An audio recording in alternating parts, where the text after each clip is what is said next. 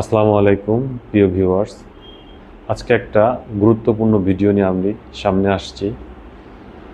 আমাদের দেশে বর্তমান সবচাইতে বেশি যে সমস্যা সেটা হচ্ছে হার্টের সমস্যা।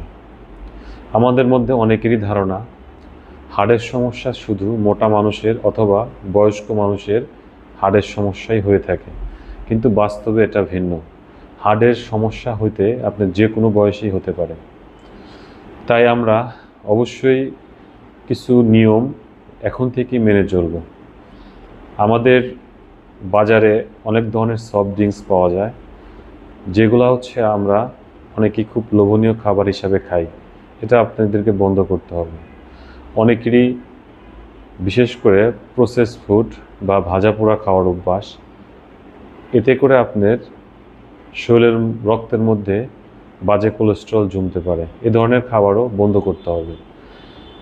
আরেকটা বিষয় হচ্ছে আমরা অনেকেই গরুর মাংস বা খাসির মাংস বা চিংড়ি মাছ খুব পছন্দ করি, যেটার মধ্যে অনেক ধরনের বাজে ফ্যাট কোলেস্টেরল থাকে, যেটা খেলে আপনার রক্তের মধ্যে কোলেস্টেরলের পরিমাণ বেড়ে যেতে পারে।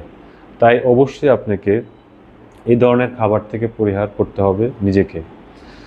সুস্থ থাকতে চাইলে নিয়মিত ব্যায়াম করতে হবে।